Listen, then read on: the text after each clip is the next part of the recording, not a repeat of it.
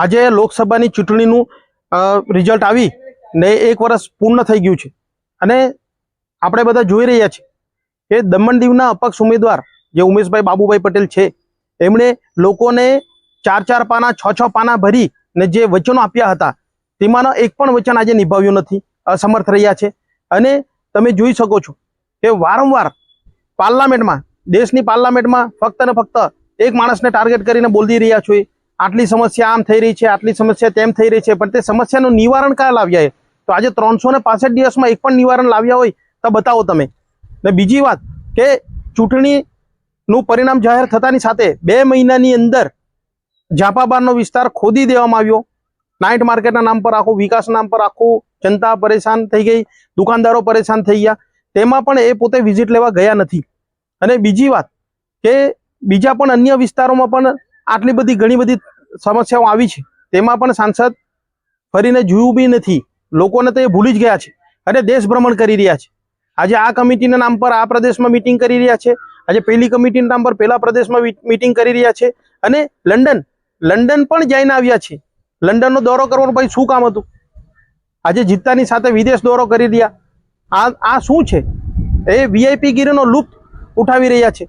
એમને મળતી જે પણ વીઆઈપી ટ્રીટમેન્ટ છે એ બધી વીઆઈપી ટ્રીટમેન્ટને એ ભોગવી રહ્યા છે અને પોતાના આનંદ માણી રહ્યા છે એવું લાગી રહ્યું છે। આ જનતાની સમસ્યાને તો સાઈડ પર મૂકી દીધી એવું લાગે છે।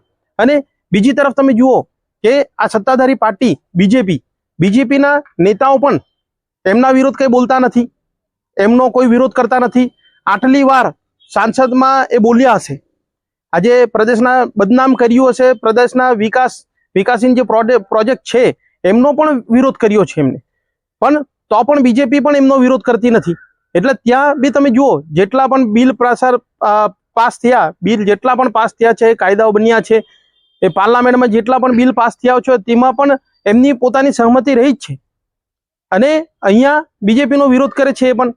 એટલે બધી મિલીભગત મને તો લાગે છે।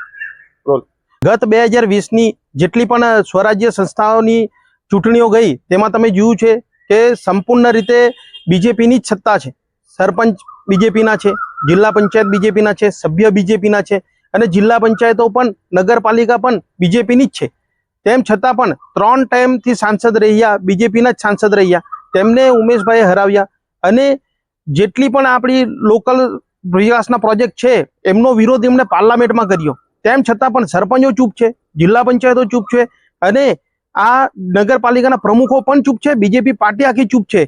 એનો મતલબ શું થઈ? એનો મતલબ એમ જ થઈ છે કે ભાઈ આ બધા મળેલા છે ને આ લોકોને ભ્રમિત કર્યા છે। થોડા સમય પહેલા અમારી દમણ દીવ કોંગ્રેસ પાર્ટીએ જે મુદ્દો ઉચકેલો હતો અને આ લારી ગલ્લા, પથારા દુકાન જે તોડવાના હતા એમના માટે અમે કલેક્ટરને આવેદન આપેલું હતું, એ મુદ્દા પર આ અપક્ષના સાંસદ ઉમેશભાઈ બાબુભાઈ પટેલ કેમ ચૂપ છે અને બીજેપીના સરપંચો પણ કેમ ચૂપ છે, પાર્ટી પણ ચૂપ છે? શું લોકોનું આ તકલીફ એમને દેખાતી નથી? સાંસદ બનવા પહેલા તો મોટા મોટા વાયદા કરેલા હતા લોકોને, હવે શું થયું? હવે ફક્ત ને ફક્ત ખાલી ટુરિસ્ટ તરીકે એ બી ફરવા લાગ્યા છે, ભારત દેશનો ભ્રમણ કરી રહ્યા છે, વિદેશ ભ્રમણ કરી રહ્યા છે। એમને શું વીઆઈપી ટ્રીટમેન્ટનો જ લાભ લેવો છે અને જનતાની સમસ્યાને એક કોરે મૂકી ને પોતાના સત્તાની જે નશો છે એમનો આનંદ ઉઠાવો, એટલો જ માત્ર ને માત્ર એટલું જ કામ માટે રહી ગયા છે।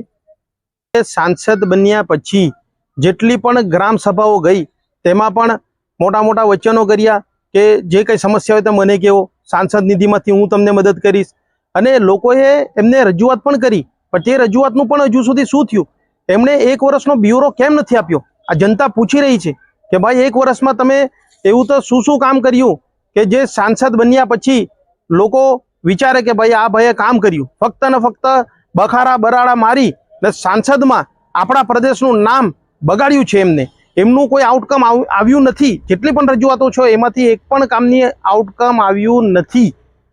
હું પણ દમણનો નાગરિક, દમણ દીવનો નાગરિક તરીકે તમને એક પ્રશ્ન કરું છું અને તમારી પાસે હું 1 વર્ષનો બ્યુરો માંગી રહ્યો છું કે તમે 1 વર્ષમાં એવા શું કામ કર્યા સાંસદ બન્યા પછી, એમનો તમે અમને જનતા સમક્ષ બ્યુરો આપો અને આ લોકોને ભ્રમિત કરવાનું બંધ કરો।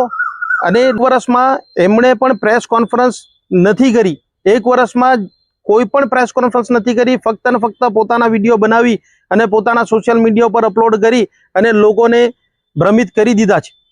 એક પણ સવાલનો જવાબ એમને આપ્યો નથી. ના તો જનતાના સમક્ષ આવ્યા, ના તો આ મીડિયાના સમક્ષ આવ્યા. એટલે આ બધું તમે આ બધું બંધ કરો અને દમણના હિત માટે કામ કરો. હું વિશ્વાસ રાખું છું કે તમારા માધ્યમથી, આ ચેનલના માધ્યમથી આ જે પ્રશ્ન અમે ઉચક્યા છે એક દમણ દીવના નાગરિક તરીકે, તેનો જવાબ અમને મળશે અને જલ્દથી જલ્દ આ સાંસદ શ્રી એક પ્રેસ કોન્ફરન્સ યોજશે અને તેમાં આ સવાલનો જવાબ આપે એવી અમે આશા રાખીએ છીએ. અને 1 વર્ષનો બ્યુરો આ જનતાના સમક્ષ રખશે એમની અમે આશા રાખીએ છીએ. ધન્યવાદ.